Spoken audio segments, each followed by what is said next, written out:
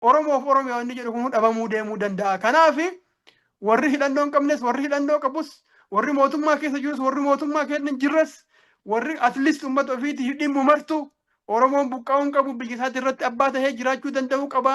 Irratti kanaan dura sirna biyya san bulchaa ture 1991tti diidee mootummaa ifii barbaaddu biyya sana irratti jaarteetii turte ammas haalli suni deebi'aa jira waan jirutu jira. Mootummaa nama biyya bulchaa jiruu fi uummanni Oromootu nuti kuushii semitii irratti dhiibbaa ofirra qabnaa jedhanii waan murteeffataniif if ittisuudhaaf wal gurmeessuun barbaachisaadha jedhee waamicha siyaasaa furqeen godheef TPLF fi faannoolleen fudhatanii adeemaa jiran fakkaata. Saniifuu lolli Eritiriyaa fi Itoophiyaa jidduutti dhoohuudhaaf jiraatu kuni yoo dhoohe eenyuun fayyaduudhaaf jiraata eenyuun miidhuudhaaf jiraata.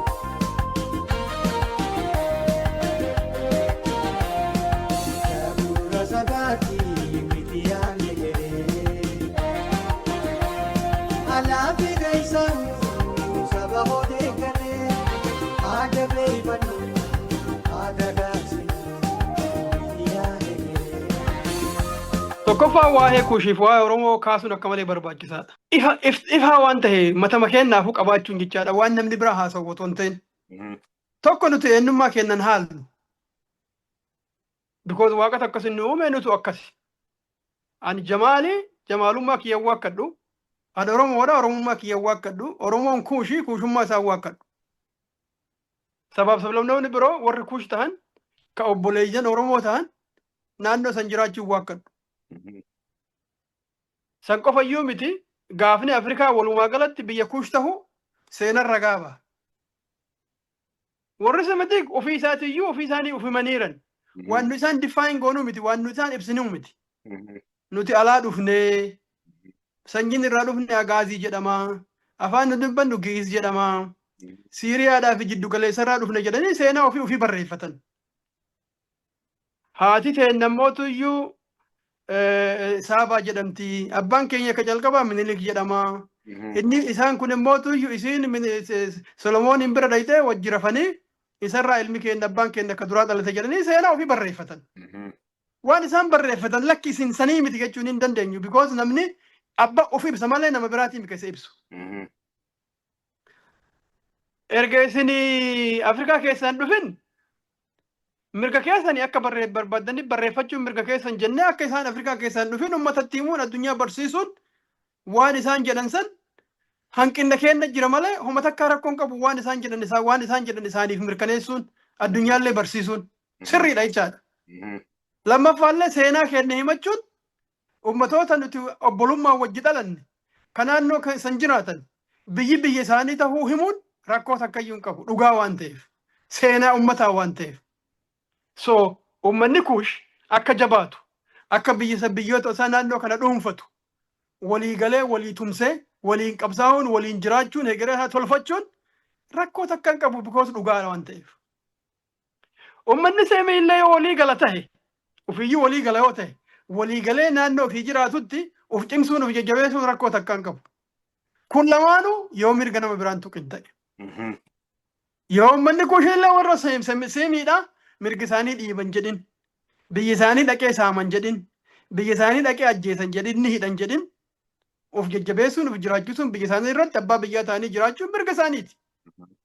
Nuti immoo biyya teenya irratti ummatoonni kuushillee kan biroo biyya keenya irratti ofii murteeffannee ofii jiraachuun waliin jiraachuun mirga keenya. Bira taree immoo yoo wal hubannaan gahaan ka jiraatu ta'e isaanis dantaa keenya nu guutuu danda'a nu bu'aa qaba jedhanii warri semitii yaadan yoo ta'e warri kuushillee ammootu dantaa walitti qabna jara kanaa wajjin nagahaan akkana wajji jiraachuu waliif firoomuu hin dandeenya kan jedhu yoo yaadni jiraata ta'e wajji hojjechuun takkaa rakkoo hin qabu addunyaa guutuu wajji hojjechutti miti addunyaan guutuun ka rakkoo qabu bakka kami.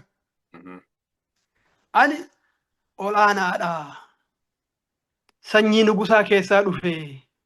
Sanyii mootii keessaa dhufe, sanyii nabiyyii keessaa dhufe, sanyiin kiyya sanyii Arabaati, sanyiin kiyya sanyii Israa'eeli.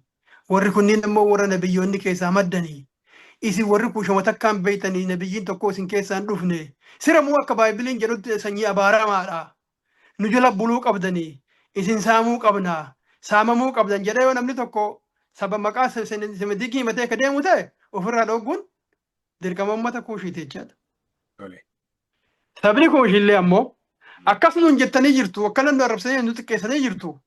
Kanaafuu waan isin nu xiqqeessan kana gadoo isin baana jedhee akka deemu ta'e mirga isaa dhuunfachuu bira taree jechuudha. Ajeelan ta'u. Garuu mirga ofii deeffachuudhaaf olaantummaa nama biraatu fudhachuu diduudhaaf mirga ofii deeffachuun sirriidha. Baay'ee akka malee sirriidha. So duulli amma gama gubbaatiin Oromoo irratti deemaa jiru. Uummanni Oromoodhaa kuushin keessa lakkoofsaan guddaa lafa bal'aa qabachuu waan beekaniif intelisheen sirna impaayera Itoophiyaa irra jirtullee maqaa Oromootiin nuti mootummaa Oromooti jettee kijibaan waan uf dhaadheessituuf jarri kun immoo sababaa barbaadan. Sababaa uummata ofii ittiin dammaqfatanii tokko taasifatan. Duulli isinirra dhufaa jira kunooti. Ka kana gochaa jiru immootu iyyuu warra kuush jedhamu. Uummanni kun uummata bal'aadha. Kan akka qindeessaa jiru, ka gurmeessaa jiru immoo Oromoodha. Kana miidiyaa irrattis dubbataa jiru. Sirba isaanii keessatti, wallee isaanii keessatti dubbataa jiru jedhanii uummata isaanii gurmeeffachuuf itti fayyadamaaran. Maaliif warra akka Eertiraa fa'aa yoo fudhatte Isaayyaas uummanni isaa waan isa jibbeef sababaa uummata ofitti qabuun uumachuu qaba jechaadha. Otoo hin jiraanneyyuu. So sababaa kana mootuyyuu ka isa jibbuu fi ka isa jaalatullee isa jalatti akka caacca'u isa wajjin dhaabbatu. Kuush uummanni jedhamu kunoo asitti impaayera kuush ijaaruudhaaf ka deemaa jiru jira. Uummata Eertiraa na wajjin dhaabadhuuti hirru kunnaa jechuu qaba jechaadha. Biyya isaa keessaallee bahee naannoo Amaaraallee dhaqee naannoo Tigraayillee dhaqee kunoo warri isinit duuluu deemu anaanillee akkuma keessan seem jedhaa jira semitiikidha jedhaa jira waan ta'eef wajji taanee irratti haa duullu kan jedhu haala qindeeffataa jiran anjifataa jiran kun shakkii takkaan qabu. So kun rakkoo ta'a. Definitely rakkoo ta'a. Maaliif lolli lubbuu namaa ajjeessa. Lolli qabeenya balleessa. Lolli biyya barbadeessa. Yoo Eertiraan Oromoo irratti duuluu karoora godhatte humna amma gubbaa san jiru san ijaartee nuti duulchif ta'e dirqama Oromoon ofirraa dhogguu qaba. Because jiraachuu irra jira waan ta'eef. Garuu hoo otoo Eertiraan yookaan Amaarri yookaan TPLF Oromoo irratti duuluu karoora godhatanii hin deemin humnumaan akka amma biyyifaa godhaa jiran kana Galaana Diimaa deeffachuu qabna, Asabiin deeffachuu qabna, Kaleessa akkas taheera, Dheengadda akkas taheera, ani goota keessanii takka Somaalee bira dhaqee rabshaa godha, takka Eertiraa dhaqee rabshaa godha, takka Jibuutii dhaqee rabshaa godha, takka Keeniyaa dhaqee rabshaa godha fakkeeffachuudhaaf. Kan ammoo ka godhu maal? Jaalala biyyaa nama qabu fakkeessee uummata isarraa abdii kutate. Tigraayin keessaallee, Amaara keessaallee, Oromoo keessaallee, sabaaf sablammoota biroo keessaallee deeggarsa godhachuudhaan aangoo dheereffachuu waan barbaaduuf keessattuu immootu amma yeroon filannoo baay'ee waan dhiyaateef namichi kun ilaalcha guddaa qaba, mul'ata baay'ee gaarii qaba, kunoo Galaanallee nuu deebisuudhaafi kunoo Asabiinillee nuu deebisuudhaafi goonni akkanaa takka argamee hin beeku. Oromoo keessaallee hin maddine isa biraallee hin maddine jedhamee filannoo boru kana wajja baatiin xiqqoon hafte takka keessatti dorgommii ka isa gahu hin jiru akka jedhamu olola kanaaf ofaara. Sabni keenya ka hubachuu qabu guddaan kana jechaadha. Dhaqee Eertiraa dhaqee lolee keessattuu Galaana Diimaa jechaan eessa akka jiru hin beektaa miti. Sumaafis irrees. Amma Eertiraan murteeffatee jira. Haa murteeffatu. Maal murteeffatu? Odeeffannoo harkaa qabnu jira. Oolaa TPLF faannoo Eertiriyaa keessatti wal gahanii waan jirutu jira. Kun odeeffannoo qabatamaan. Ragaan aboo yaa. Narraa fuudhu. Asiyaasa Forqeen naannoo Amaaraa deeggaree warri Amaaraa naannoo san dhuunfatanii jiraachuu namni rakkootti qabu hin jiru. TPLF amma naannoo san isiitu dhuunfatee harka qabaa namni rakkootti qabu tokkollee hin jiru. Yoo Oromiyaa haaraan dhuunfanne malee jiraanyi keenya hin jiru jedhanii waan yaadaniif jara kana Asiyaasa Forqeen deeggaruun biyya teenya haaraan ammallee akkuma kalee OBD uumitti qaama Oromoo tokko uummatee biyya teenya tan qaamni biraa dhufee akka dhuunfatu barbaaduun isaanii miidhaa akkam Oromoo irra fiduudhaaf jiraata. Dubbiin guddaan muuxannoo Kaleessaa irraallee waa baay'ee barateera Oromoon jedhee yaadaan. Fakkeenyaaf bara 1991 waanuma bara san ta'e yoo laalle TPLF fi Shaabiyaan olaantummaa waan qabduuf ABO'n akka jaarmaatittis jabeenya gahaa waan hin qabaatiniif hooggantoota isaa iyyuu dabalatee jechaadha. Obbo Leencoo Lataadhaa pirezidantii yookaan immoo durataa mootummaa ce'umsaa ta'e jennaan nan dandeettiif ga'umsaaf qophii gahaan qabu jedhee dabarsee TPLF dhiise. Durataa Nabaawoo ammootu Galaasaa Dilboo silaa otoo leencoon Galaasaan haa ta'u jedhee iyyuu xiqqoo isiin fakkaata. Anaa miti lakki Galaasaa haa ta'u otoo jedhe. Leencoon ani hin ta'u jedhe Galaasaan ammoo Mallas haa ta'u jedhe. Akkas jedhe. Waan musee ajaa'ibu beek. Jarri kun uummataaf tokkoof qabsaa'aa jiran mirga uummata keenyaatiif qabsaa'aa jiran. Wannummaan isaan yoo barbaadan ofii isaaniitii wal kennanii TPLF haa kuffiftu malee kunillee ani dandeettiitti hin qabu qophii hin qabu jedhee diduuf silaan mul'atu.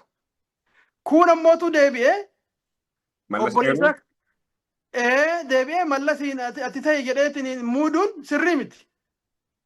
Wayyaanee ofumaa muudaniit kun egaa ergama wayyaaneen goote osoo hin ta'in Shaabiyaan ka godhe ana kanatti mul'atu walii galatti.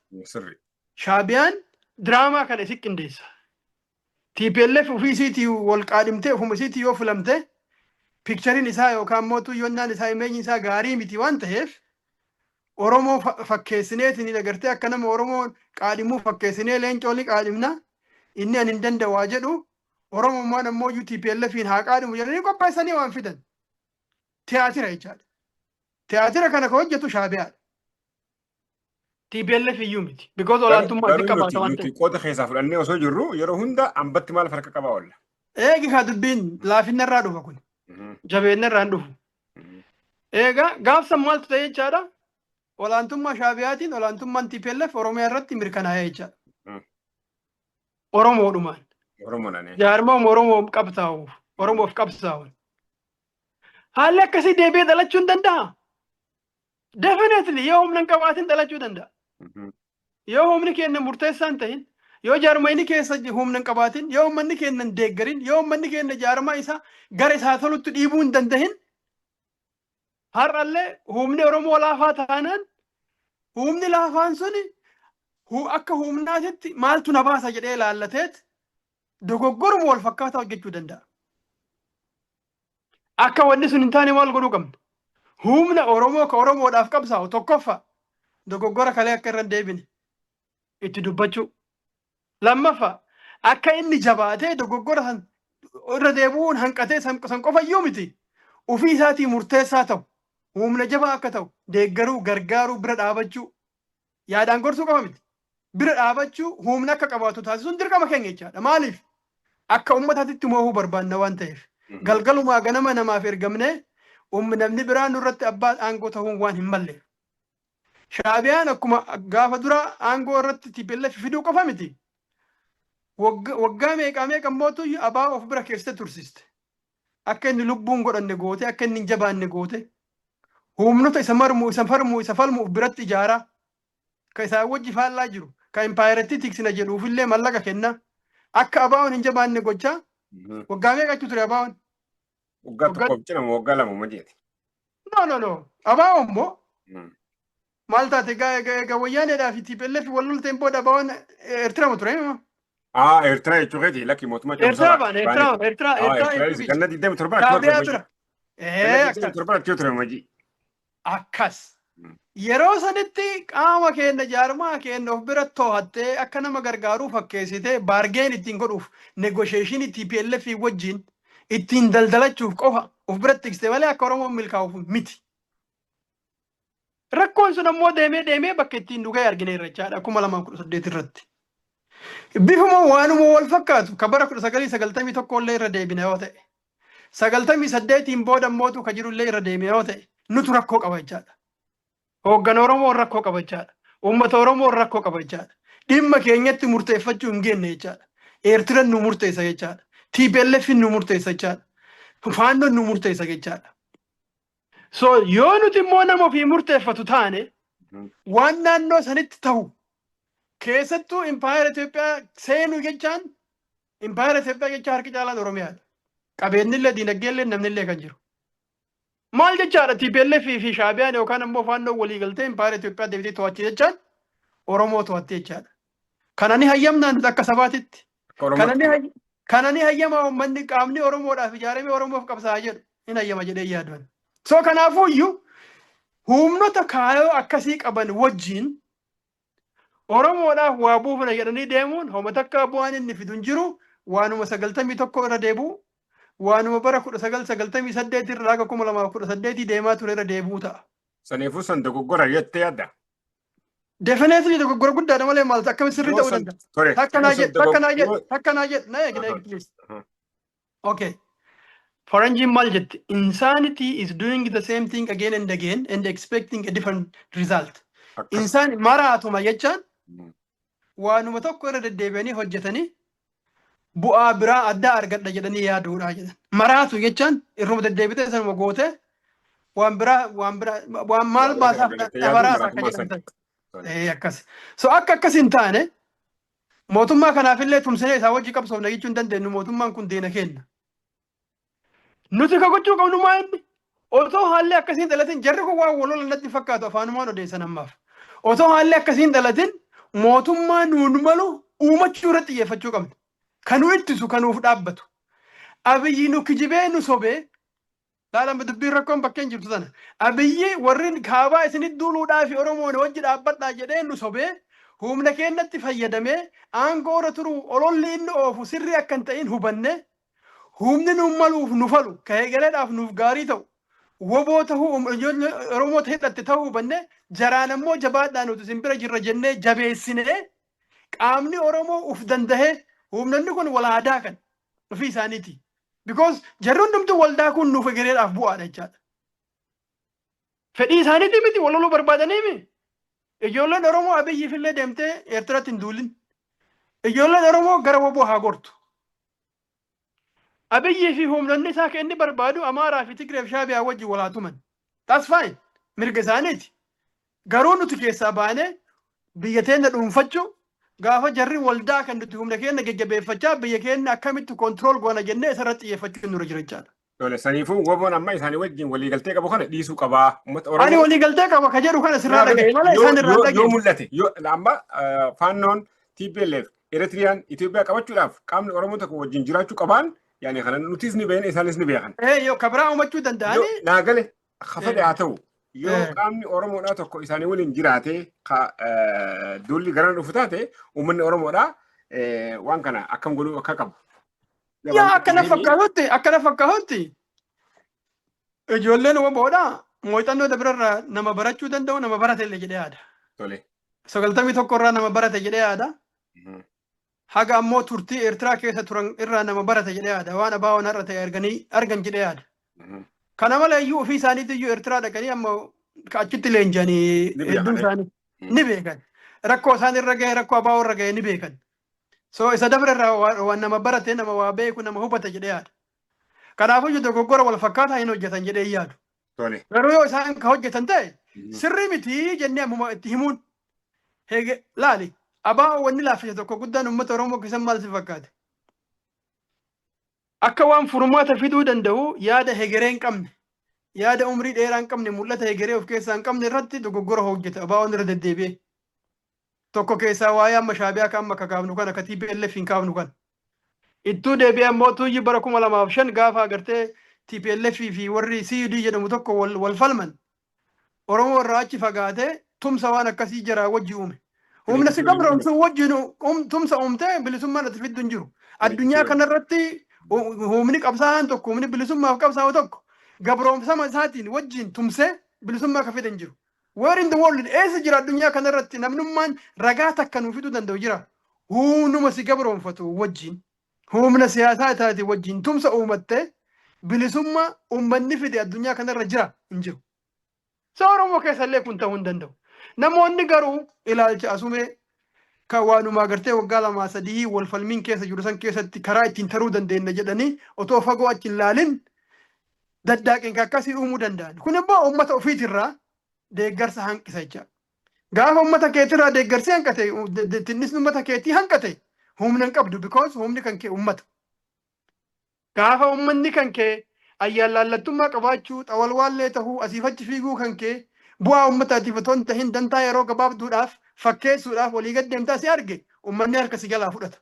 Gaafa uummanni harka si jalaa fudhate humna hin qabdu because humni kan kee uummata. Diinagdee isarraa argatta, deeggarsa isarraa argatta, ka yaadaa, ka afaanii akkuma agartee nuti dhaadheessuun kana jecha. So kun hundumtuu ni hafa. duute jechaadha. Dhumarratti akkuma obboleen coofaa galtee sirumayyuu ummata warra qabsoo ummata falmu taate jechaadha. So kanaaf akka haganaa galutti woboon hooggansi har'a jiru kun ummata kaleessa irraa barachuu danda'u, ummata waan har'aa ilaaluu danda'u, ummata hegeree xiinxalluu danda'u. Kanaaf dantaa namoota biraa fiduudhaaf guutuudhaaf shaabiyaa harkisanii Oromiyaa fidan jedhee yaadu, TPLFin harkisanii Oromiyaa fidan jedhee yaadu, faannoo harkisanii Oromiyaa fidan jedhee yaadu. Kana goonaan waan kaleessaati irraa garaagarummaan takkayyuu hin jiru. Uummanni Oromoo ammootuyyuu akkuma kaawwan tufee biraa deema jechaadha. Oromoon immoo goota 60 miliyoonaan qaba. Waa takka dagachuun nurra hin jiru. Bakkee an jala sararuu barbaada. Waa takkitti qofa jala sararuu barbaada. Jamaal akka namaatti dogoggora uumuu danda'a. Suuteen akka namaatti dogoggora uumuu danda'a. Hooggansi har'a jiru ka wobbo ka jaarmaa biroo dogoggora uumuu danda'a. Garuu Oromoon yeroo mara rabbiif haa tolu miliyoonaan goota horti. Miliyoonaan qabsaa horti.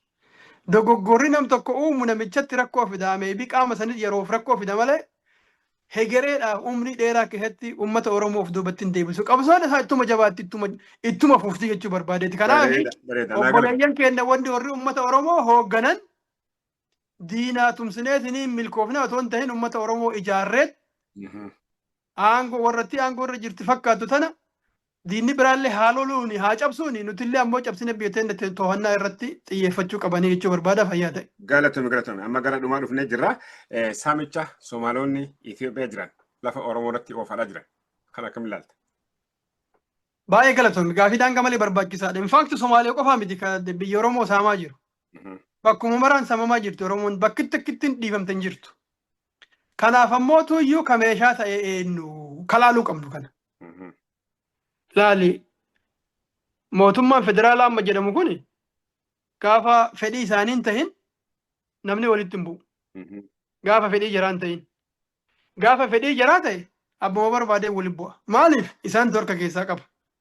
Iyyaadattoo ta'e bara TPLF Oromoodhaa fi uummata Somaalee walitti buusuudhaaf kaayeffattee gama boodaasitti Oromoon daangaa malee akka malee cinqinaaniin uummata Oromoo miliyoona 2 ol ta'u buqqifte. Uummata Somaaleetii miti inisheetiviitii yookaan fedhii isiitiin ofiin kaka'eetii miti ka godhe. Fedhii sanni qabaatan yoo danda'an lafa Oromoo fudhachuu garuu ammootuyyuu ka ittiidhee kan loojistiikii qopheesseef ka wattaaddaraa fi ajajaa dabaleef ka gorse warra mootummaa aangoo harkaa qabu. Har'allee wanti tahaa jiru sanuma. Halkanii guyyaa dhagahaa jirra. Oromoon Wallagga keessaa bahuu qaba. Biyyi tun ta Oromootii miti. Tuulamni Shawaan ka Oromootii miti. Halkanii guyyaa jecha irra deddeebi'ame Wallo ka Oromootii miti. Hanga Baaleetitti deemna jedhee faannoon dhaadataa ture.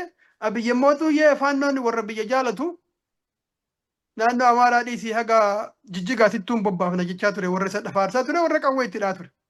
Garuu amma waldhabbii cimaa jidduu jira. Na eegi itti dhufa.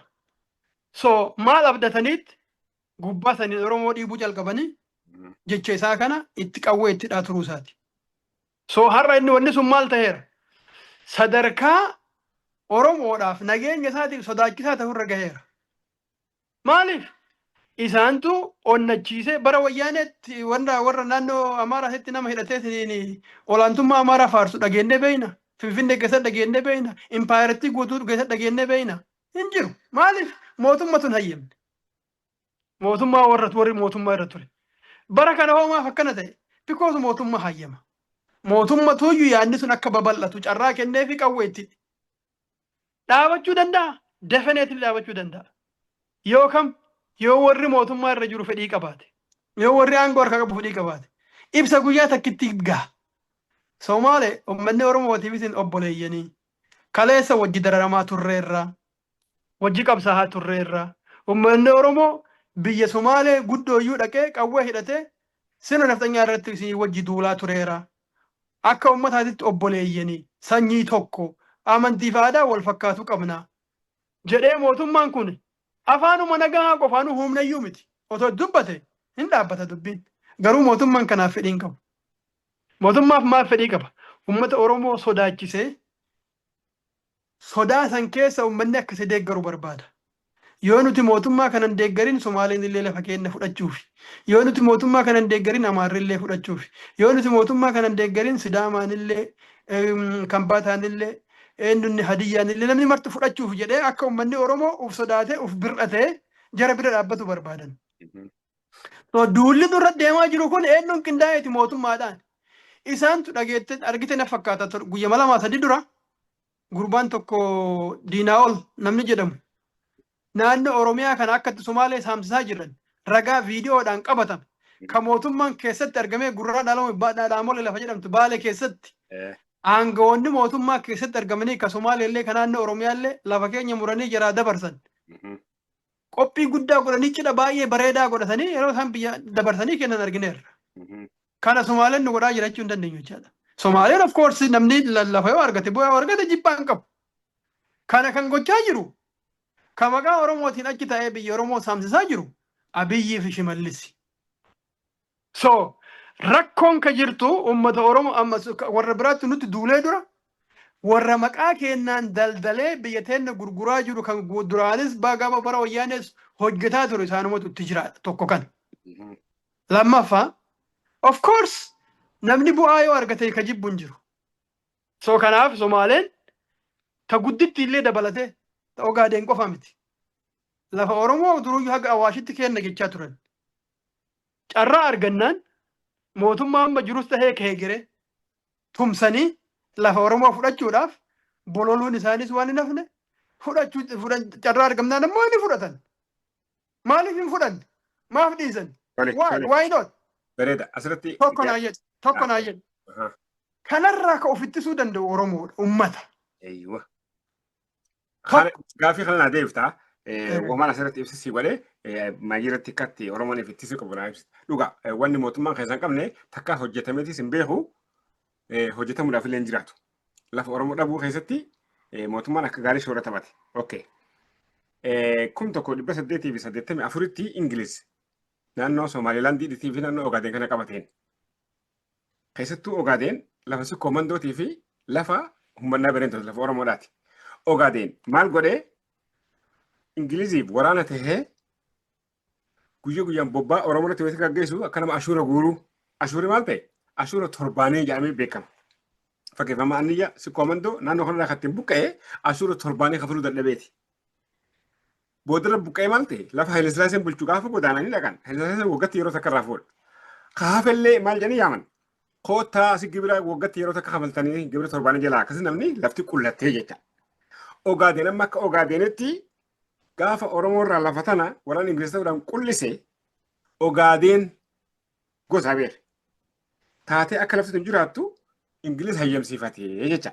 Maali fayyadameeti?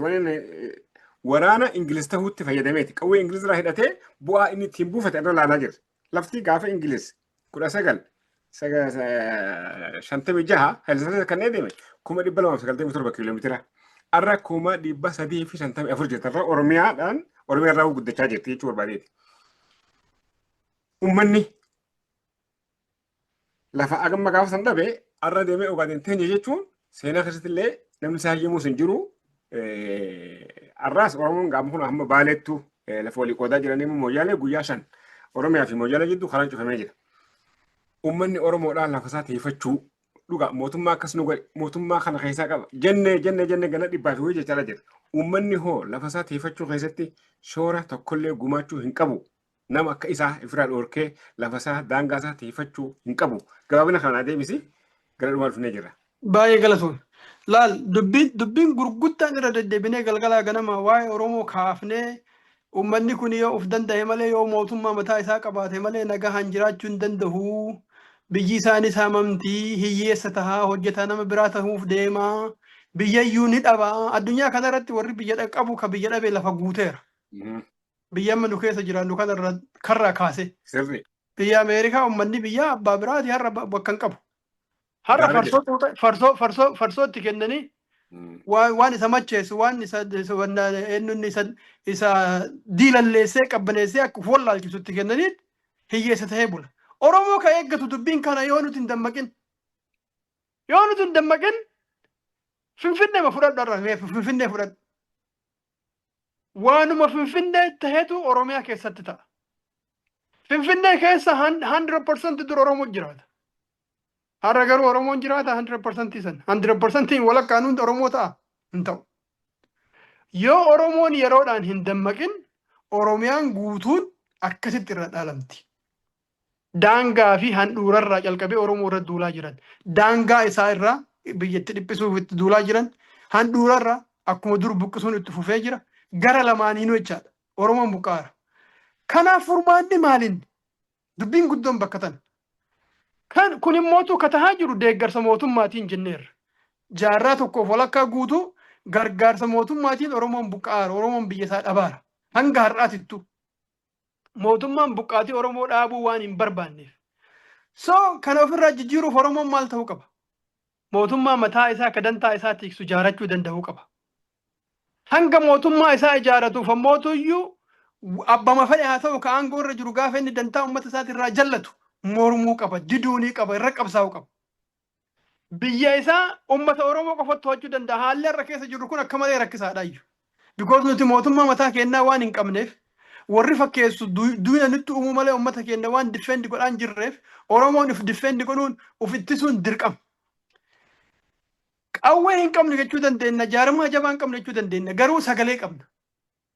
Addunyaa kanarratti afaanii yoo nu dubbanne buqqa'uu keenya yoo himne uummanni Palastiin biyya isaati irratti wareegameet otoo qawweeyyuu hin qabne otoo akka jiraa kaawwanii agartee misaa'ila gurguddaan dhukaasin wareegama isaatiin addunyaan dhageetteeni hiriirri addunyaa kana guutuu ol guutee biyyoonni meeqaaf meeqa walabummaa biyya isaanii ni fudhanna jedhan jecha har'a.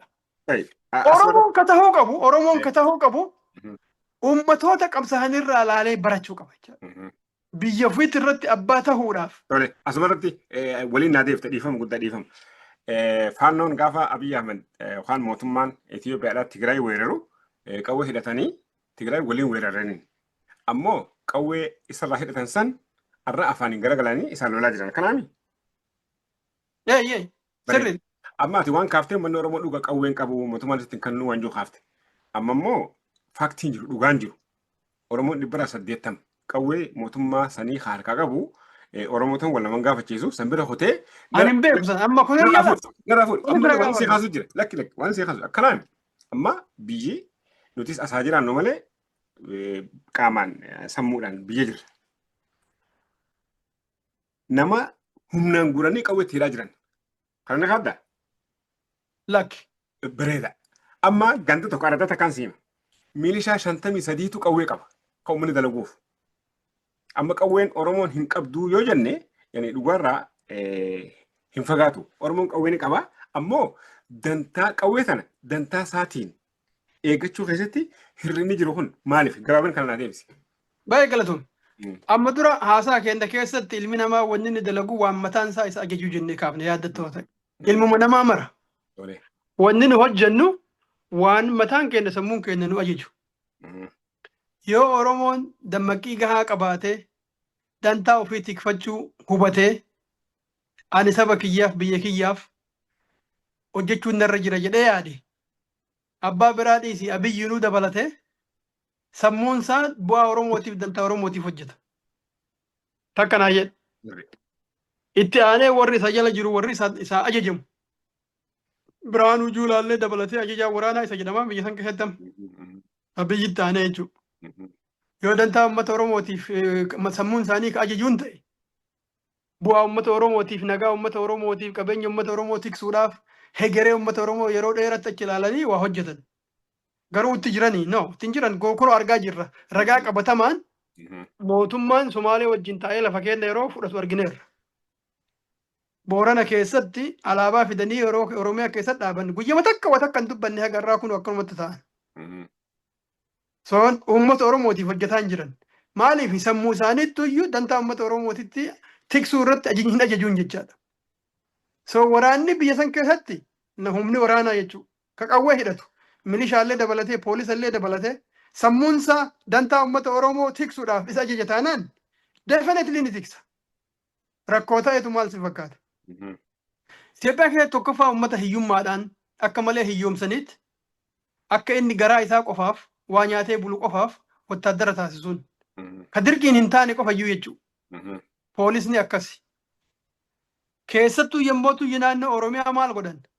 Keessattuu jechuudha. Naannoo Oromiyaa kana nama Oromoo iyyuu tahin ka afaan Oromoo beeku ka jibbaa Oromoo qabu poolisa godhan milishaa godhan maaliif inni sun waan sodaa qabuuf mootummatti maxxanee mootummaadhaaf amanamaa ta'ee dalaga Jiraata. akka jiraachuudhaaf yaa sabarraayis abdiin qabu nama biraa ta'uu manni beekaan beeka jibbaas qaba uummatarraa jibbaa qaba afaan immoo ni beeka mootummaadhaaf daangaa malee ergama gariin immootu durriyyee magaalaa keessa ka carraa biroo hin qabne warra agartee sila jireenyi isaanii baay'ee itti ulfaatu mootummaan uummata irratti duulchisuudhaaf kama takka dantaa ilma namaatiif lubbuu namaatiif dantaa hin qabne kumaatamaan lafa jira waan ta'eef isaan kana qawwee itti dhee Oromoo keessa bobbaasa. Rakkoon guddaan maa inni mootummaatu uummataaf hin yaadne waan ta'eef warra inni hidhachiisu kun warra faallaa uummataa deemu warra uummata jibbu jechaadha. Warra lubbuu ilma namaatiif gannaan qabu. Waan dhugaa hafte waan dhugaa hafte. Waan qabatamaan lafa jiruun seema. Bulchitarra warri bulchaallee akkasi. Uummanni uummata isaa jibbu yookaan uummata keessatti hiyyeessaa gadadoo keessa jiraate tokko wayita mootummaa waraana gaafatu waan ifi agadan seema. Nama kashlabbee tamboo dhugu hin hojjanne uummatuma fattaalaa oolu yookaan uummata waliin fixaa oolu fuudhanii kannan kun gaafa deemee aangoo argate yookaan qawwee argate namni inni dura miidhu uummata kana. Maal ta'uutu irra jiraatare yaanni gara uummata keenyaattis jijjiiramuu akka qabu waan nama fakkii dhaabbatee reefu kaaftee takkaan seema amma fakkii dhaab baalee nu kan gosa 200 amma Soomaaliin deengadda gosa 200tu naannoo Itoophiyaa kana keessa jiraata hundinuu lafa Oromoo qoddachuudhaaf wal dorgommii cimaa deemaa jira amma yeroo ammaan tana akkamitti baalee naan kanini akkamitti boorana naan kanini jetti mormii amma isaan jidduu deemaa jira. Fakkiidhaaf amma nuti namni Oromoodhaa naannoo Somaalii san dhaqee mootummaa naannoo Somaaliidhaa yoo nufi Oromoo 10 lafa kanni ta'e uummanni sun mootummaa saniif atuu ni lakkisa. Nutoo sistema san maal fayyadamuu dhabne. Nama gaarii sabaaf yaadu uummataaf yaadu kan naa gaafa jaan kan nurraan oolamu biyya sun keessa jirra waan ta'eef kan nurraan oolamu nama sabaaf yaadu kan nu maaf hanqanne gabaabatti kanaa deebisee dhuunfixannee jirra. Otoo uummannu kenne dubbiin waan hin jiraa jiru kan yoo nu banne na fakkaata. Otoo uummannu nama isaaf ta'u kenne mootummaanuu ulaagaa isaa waan hin guunneef nama uummataaf ta'u fudhatu. Sirri tole. Siigalee otoo mootummichi mootummaa uummataa ta'e nama isaaf ta'u godha innu. Nama uummataaf ta'u mootummaanuu hin fedhu ulaagaa isaan guutu namichi. Ka ulaagaa mootummaa guutu maal inni ka uummata keessa wal dhabbii uumuu irratti jabaa ta'e. Ka dantaa uummataatiif watakkayyuu hajaan qabne. Ka maatiin isaa qajeelatti hin beekamne ka maatiin isaa otoo maatiin kiyya maqaan dhahamee hin qaanyaa ofiin hin jenne. Ka haadhaaf abbaa yookaan qabne. Ka agartee himatteellee aboon irraa dhaabaati jechuu hin dandeenye mootummaan guuree qawwee itti dhee uummata irra bobbaasa. Because jarri akkasii isaaf ajajamaadha. Isaaf baay'ee ajajama warri akkasii maaliif jireenyi isaanii mootummaa irra hundaa'a jechaadha. Jireenyi isaanii mootummicha irra waan hundaa'eef isaan mootummaa ajajamanii nama fixuun isaaniif jireenya. Isaaniif jireenya kaayyoo isaaniiti. Akkas. So rakkoon guddaan tokko ka maddu ilaalcha mootummaatirraa madda jechaadha. Lammaffaan mootuyyuu uummanni akkuma tamma jette kana mootummaa waan jibbuuf nama jibbuu mootummatti kenna. Nama jaalatutti hin kennu mootummichi jibba nama gaarii achi yoo kenne isallee amala narraa balleessan jedha. Amma bara dargillee yoo kadaa taate beeyte namuma badaa fuudhanii kennan ofirraa qabaleen martinuu badaa ofirraa kenniti. So mootummaan ammoo san itti fayyadama. Garuu mootuyyuu faallaa kanaa waan ta'e sitti hima waan tokko. Nama bobbaasaa jedhamu yaadatta na fakkaata ijaa woboo ka ture. Dur bara 70 Maqaan Mahamadi wal eeluu baaburaati. Maqaan isaa Muhammad ta'uun beekoon. Mahamadi lakkee Mahamadi warra qubee kaayee keessa jira. No nama biraa ta'uu qaba kun. Bobbaasaa naa galee niin beekaa gartiin beekaa. Booda ibsoollee ta'eera. Ibsoollee ta'e akkasi. Inni akaadaamii Hararii waraanaa eebbifamee booda jaarrafa dabalamee. Namoota na hime kana gaa'ee inni nu lubbuun jira gaaf tokko ragaa irraa baachuu dandeenya ta'a. Uganda jira jechuudha. Maal naan jedhan beeyta? Bobbaasaan waraana keessa wanni inni seeneef dargaggeeyyii bara saniitti wajji mari'atee qawwee hidhachuun nurra jira. Mootummaa kana falmuudhaafi. Falmuudhaaf ammootu leenjii nu barbaachisa. Qawwee argachuun nu barbaachisa jennaan. Malli jarri baafte tokko keessaa maaliin humna mootummaa keessatti leenjinee waraanummaa barannee ogummaa waraanummaa barannee qawwee isaa qabannee irra duulla jedhaniitti bobbaasaan akkasii wottaaddara ta'ee naan jedhan. Dhugaaf dhara isaa mobbaataan lubbuun jira gaaf tokko otoo nutti hime baay'ee natti tola. Garuu namoota isaa wajji jiru na hime. I hope. So amma namni kaayoo qabu jechaadha. Namni kaayoo qabu ofii isaatiifuu akkuma duratti itti waa'ee faannoo kaafte san ummata ofii tiksuudhaaf hidhachuu ni danda'a. Garuu nama kaayoo qabu kun. Namni kaayoo qabu mootuyyuu erga achi seeneen boodayyuu mootummaa irra qabsaa'uu ni danda'a. Amma duras gaafnee turre gurbaa poolisii tokko komishinara jennee Saamu'eel nama jedhamu. Namni kaayoo ummataa qabu. Dhiifama illee kanaan sirreessu komishinara miti inspektara. Dhiifama. Inspektar. Okay. Galatoom. Inspektar Saamu'eel fedhii isaanii haa ta'u fedhii isaatiin alayyuu haa ta'u haalli jireenyaa murteessee haa ta'u poolisa keessa ture garuu ammoo yeroo turetti dantaa uummata ofii tiksaa ture. Oromoonni akka rakkanne godhaa ture. So namni kaayoo qabu kaayoo ummataa qabu jechaadha. Kan ummata ofiitiif jaalala qabu. Har'allee ka hidhatee jiru kan mootummaan ofii isaatiyyuu fuudhee mootummaa waraana keessa galchu. Ajajoonni gurguddaan warra akka Getaachoo namni jedhamu warra akka maalii kanayyuu dabalatee Abiyyiinuu dabalatee ummata Oromoo akka injifatu fedhii yoo akka qabaatan ta'e waan Oromoodhaaf tolu hojjechuu danda'an. Okay, warra gurguddaa silattuu akka isaan hojjetaa hin jirre argineerra. Warri sadarkaa gadaanu jiru.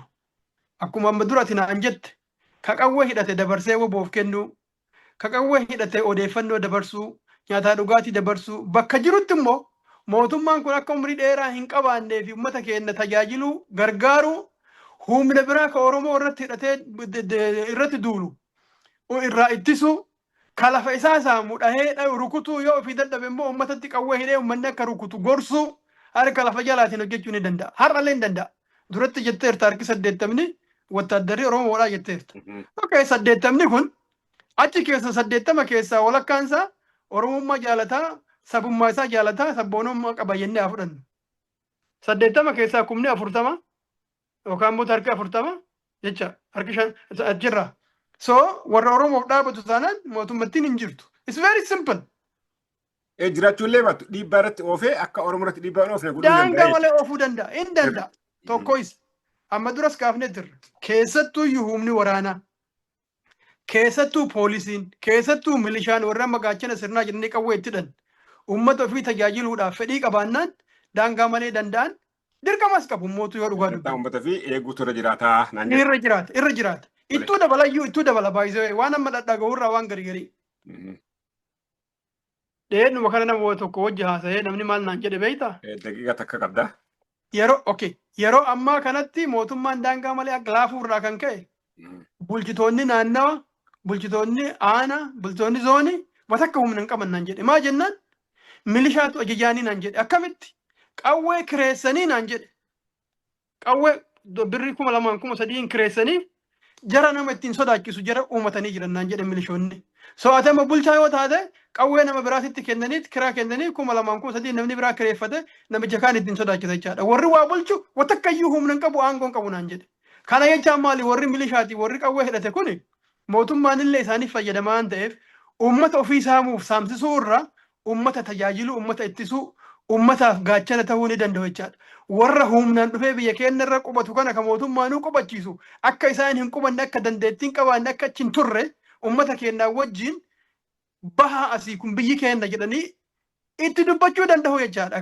Kana gochuuf namni Oromoo martuu kan hidhatellee kan hidhatinillee sagalee ofii ol kaasee biyyi teenya fudhatamuu hin qabdu jechuu danda'u qaba. Kan biroo waan babal'atiinsa Somaaleetiif wanta jette kan dhugaadha wanni ati jettu kun walloon akkasitti dhabne raayyaan har'a duraa dubbachuu hin dandeenyu jedhee dubbadheera. Naannoon Oromiyaa daangaan isii guutuun akkasii fudhatamaara. Jiddu kaleessa Finfinneedhaa fi amma akkasitti dhabaa jirra. So uummanni yoo ofitti callisa tahee mootummaan waanuu godha jedhee Oromiyaan xiqqaattee addaanuu ciccittee addaanuu dhukukkutanii Oromoof Oromiyaa wanni jedhu kun dhabamuu deemuu danda'a. Kanaaf warri hidhannoo hin qabnes warri hidhannoo qabus warri mootummaa keessa jirus warri mootummaa keessa hin jirres warri atleast uummata ofiitiif dhimmu martu Oromoon buqqaa'uu hin qabu biyya isaati irratti abbaa tahee jiraachuu danda'uu qaba. Mootummaa isaan malu argachuu qaba jedhee wajjin walii tumsee yoo xiqqaate sagalee isaa dhageessuu qaba. We have to do this.